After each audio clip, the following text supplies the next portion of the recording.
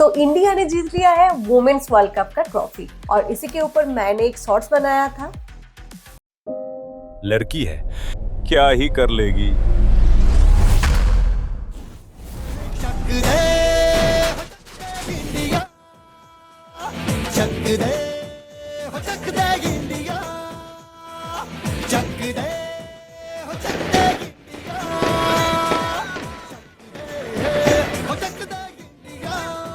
और आज के वीडियो में हम देखेंगे कि इस शॉर्ट्स को मैंने कैसे बनाया था।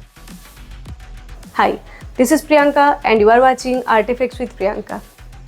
तो हमने आफ्टर इफेक्ट्स को ओपन कर लिया है, बना लिया है कंपोजिशन और अब लेके आएंगे एक बैकग्राउंड को। तो बैकग्राउंड के लिए हम इस फोटो को यूज करेंगे और इसी बैकग्राउंड के ऊपर हम एक के बाद एक फोटो को लगाएंगे जिसको हमने PNG में सेव करके रखा है। लेकिन उससे पहले एक कैमरा लेयर को हम क्रिएट करेंगे। सो राइट क्लिक न्यू और एक नया कैमरा लेयर लेके आएंगे।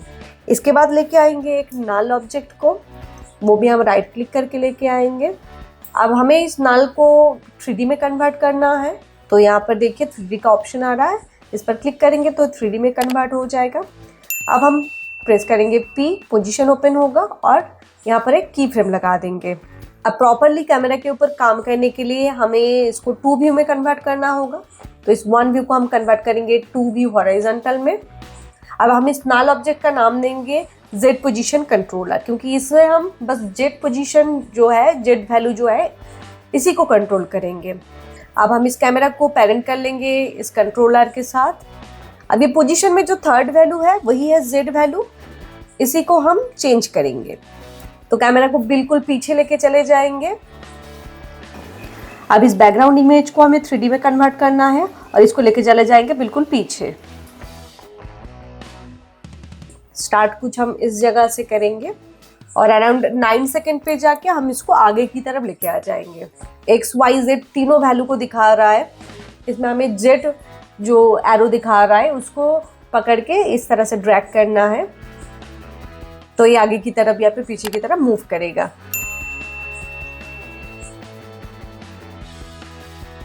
अब हम बैकग्राउंड का स्केल को बढ़ा लेंगे। ओके, तो कुछ इस तरह से कैमरा मूवमेंट होगा। अब दोनों की फ्रेम को सिलेक्ट करके हम प्रेस करेंगे F9 and for the X and Y position हम एक और नल क्रिएट करेंगे और इसका नाम देंगे XY पोजीशन कंट्रोलर। अब इस Z कंट्रोलर को हम पेरेंट करेंगे XY कंट्रोलर के साथ। अब हम लेके आएंगे सारे PNG इमेजेस को। अब इन सारे इमेजेस को हमें 3D में कन्वर्ट करना है और इनमें से कप के साथ जो फोटो है इसको हम बिल्कुल एंड में डालेंगे, इसीलिए हम इसको सबसे नीचे लेके जाएंगे। अब हमें बाकी सारे इमेजेस को कुछ जिगजैग पैटर्न में अरेंज करना है। एक लेफ्ट की तरफ रहेगा और एक राइट की तरफ रहेगा।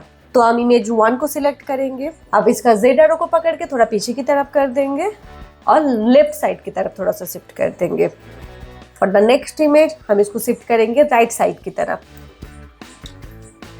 सेम तरीके से नेक्स्ट इमेज जाएगा लेफ्ट की तरफ, ये इमेज जाएगा राइट साइड की तरफ।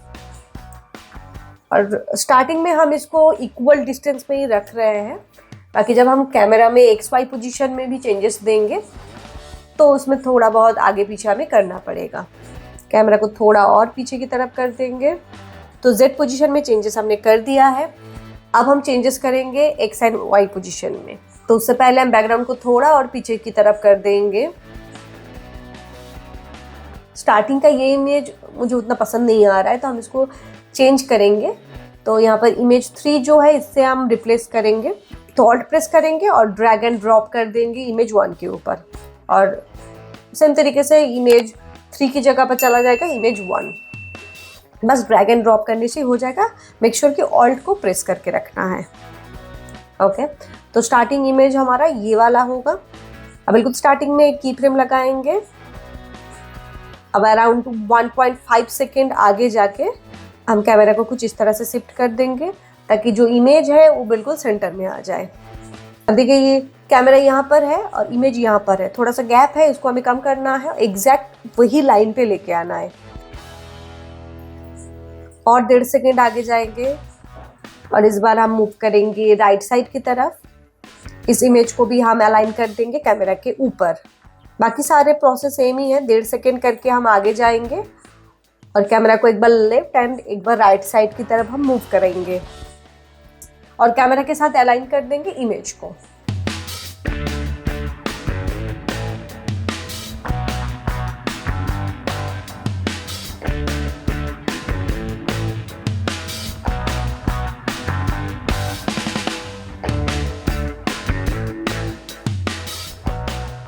तो एनिमेशन का बेस हमारा रेडी हो गया है। इसमें थोड़ा और डेप्थ लाने के लिए हम सारे की फ्रेम को सिलेक्ट करेंगे। नाउ प्रेस F9 और चले जाएंगे ग्राफ एडिटर के ऊपर और यहाँ पर जाके भी हमें सारे की फ्रेम्स को सिलेक्ट करने हैं और कुछ इस तरह से हम एक ग्राफ बनाएंगे। क्योंकि हमने सारे को सिलेक्ट करके रखा है तो एक ग्राफ में अगर हम चेंज करेंगे तो ये सारे में एक ही टाइप से चेंज हो जाएगा।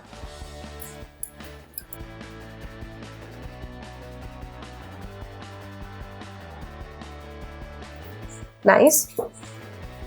अब हम राइट क्लिक करके एक एडजस्टमेंट लेयर लेके आएंगे और इस पर लगाएंगे इफेक्ट विग्नेट। सेंटर को हम थोड़ा सा ऊपर की तरफ कर देंगे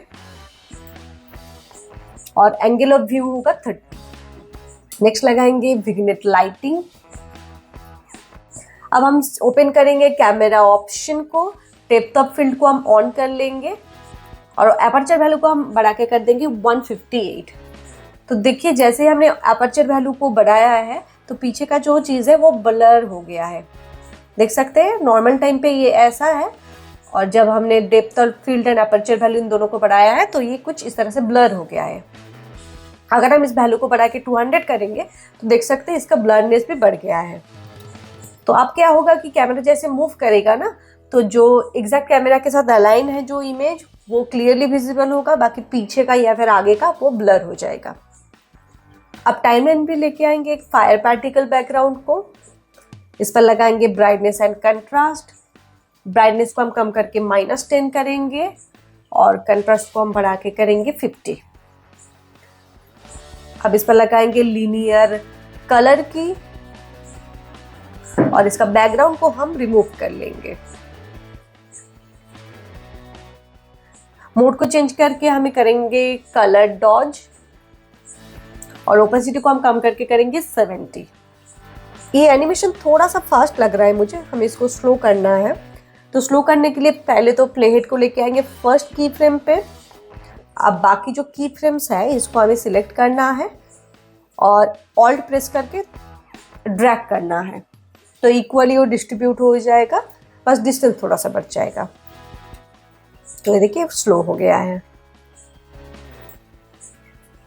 अब हम चाहते हैं कि लास्ट वाला जो फोटो है वो थोड़ा और स्लो अपीयर हो।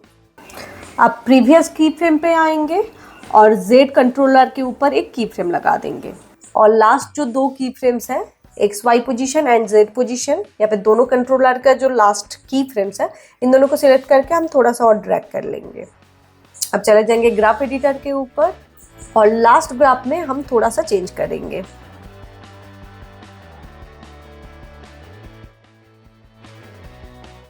अब एग्जैक्ट इसी पोजीशन पे हम लेके आएंगे टेक्स्ट को, ऑल कैप में कन्वर्ट करेंगे, कलर रखेंगे वाइट। अब टेक्स्ट को भी हम 3D में ही कन्वर्ट कर लेंगे और इसको प्लेस कर देंगे लास्ट इमेज जहाँ पर है उसी के ऊपर। इसमें एनिमेशन लगाएंगे एक्सपोजर। Okay nice. अब इसी टेक्स्ट का एक और कॉपी बनाएंगे और यहाँ पर हम एक और टेक्स्ट देंगे, इसको छोटा करके लगा देंगे ऊपर। Okay nice. अब बस एंड में हमें लगाना है कुछ फायर क्रैकर्स, तो इस फायर क्रैकर्स वीडियो को हम लेके आएंगे, इसको प्लेस कर देंगे लास्ट इमेज के पीछे, इसको बैकग्राउंड रिमूव करेंगे और इसमें लगाएंगे fade in effect and done. आपका एनिमेशन रेडी है and here is the final result.